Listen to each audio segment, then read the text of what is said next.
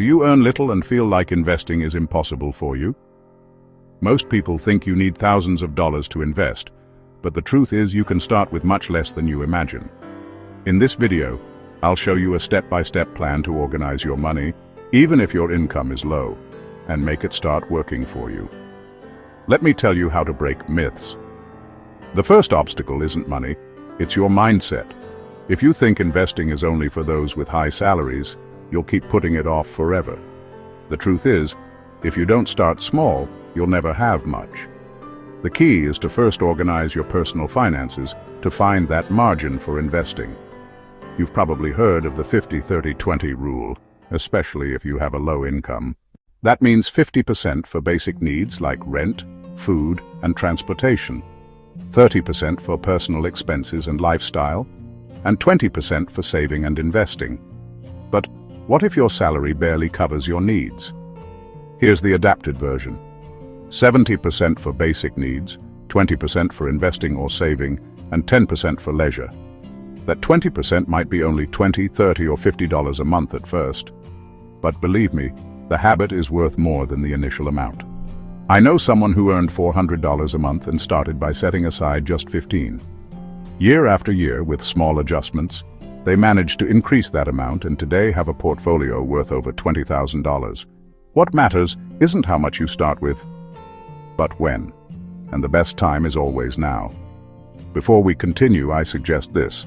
Today, open a note or spreadsheet and write 1. How much you earn.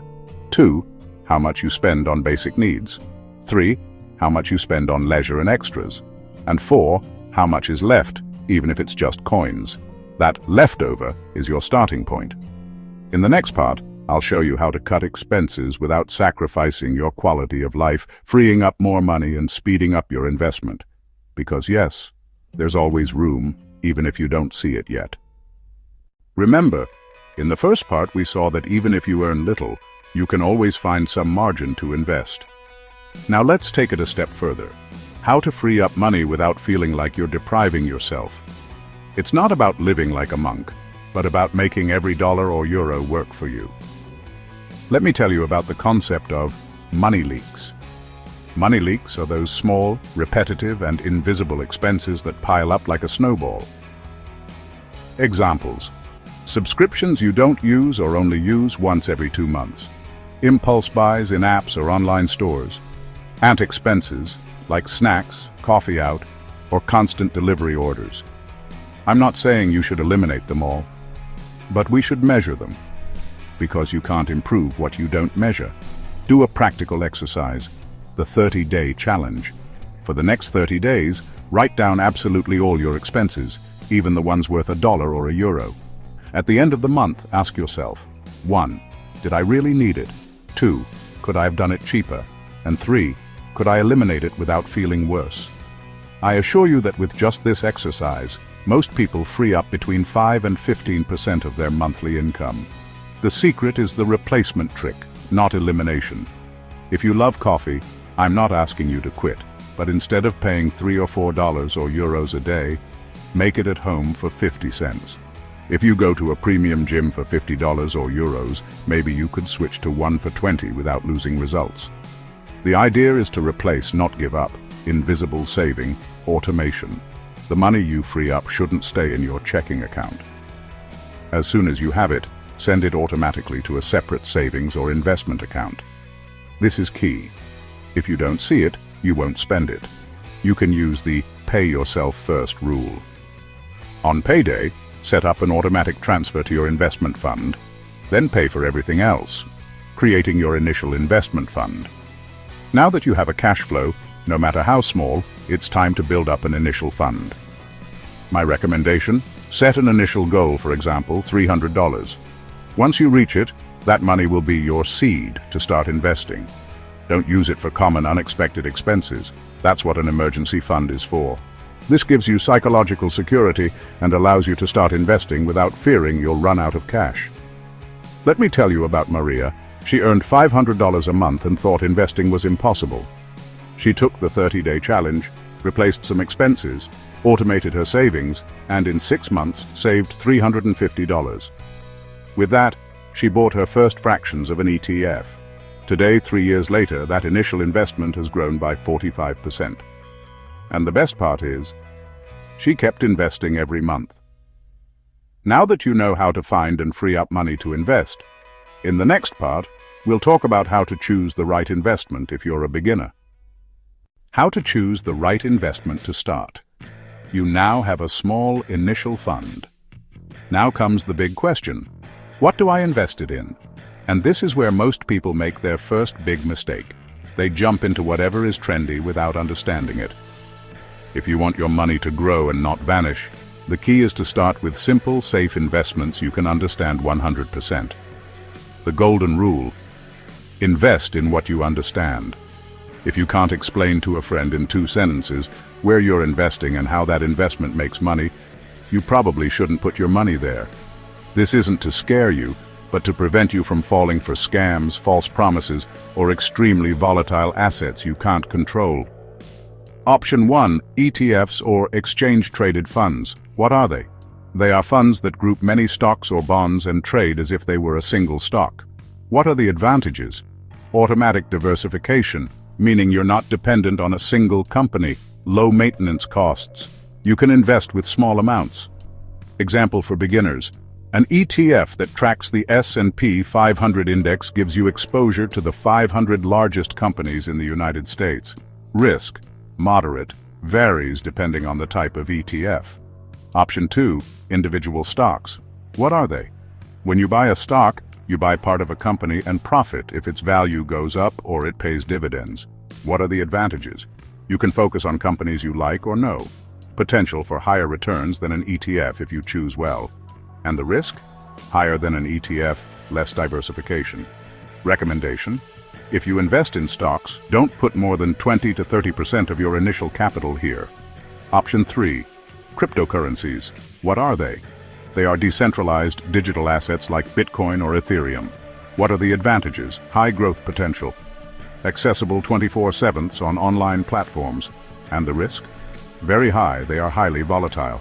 Recommendation: if you want to try, start with less than 10% of your capital and choose large, established cryptocurrencies. Option 4, fixed income or bonds. What are they? They are loans you give to governments or companies in exchange for interest. Advantages: low risk, predictable income.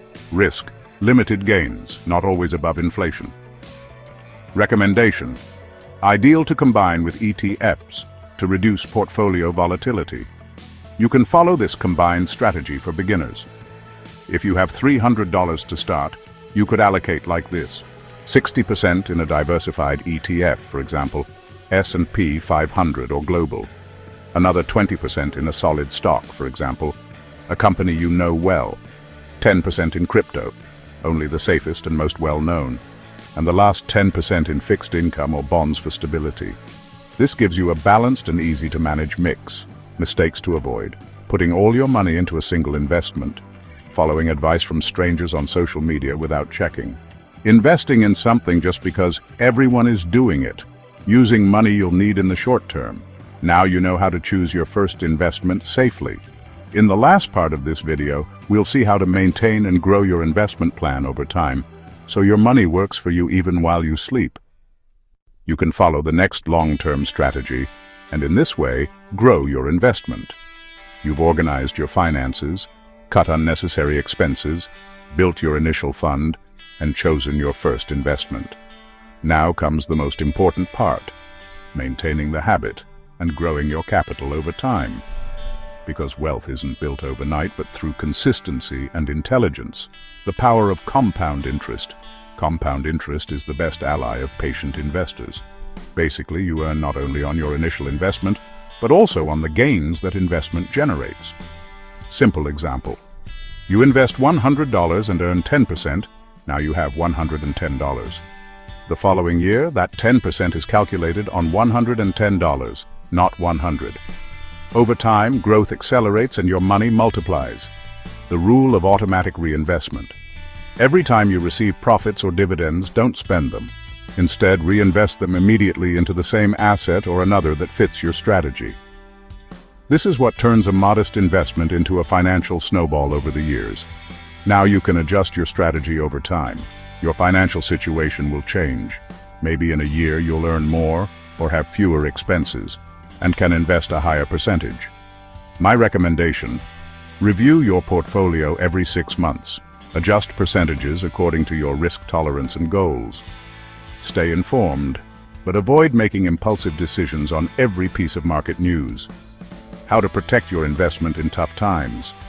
Not every year will be a boom year. There will be downturns, crises, and times of uncertainty.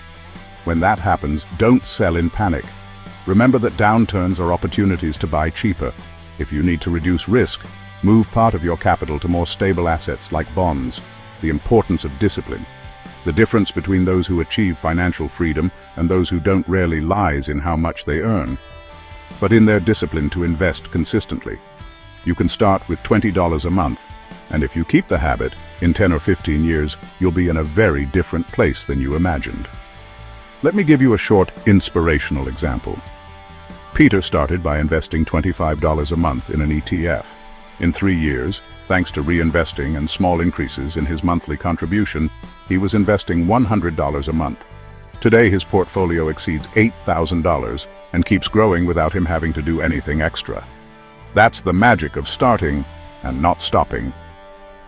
Keep the following in mind. Investing is not a luxury reserved for those who earn a lot. It's a tool that allows anyone, regardless of income, to build a better future. The key is to start small, learn, and stay consistent. And now, if this video helped you understand how to organize your money to invest even if you earn little, like it and subscribe for more investment tips. And tell me in the comments, what will be your first investment after watching this video? Remember, you don't need to wait to earn more to start. You need to start to earn more.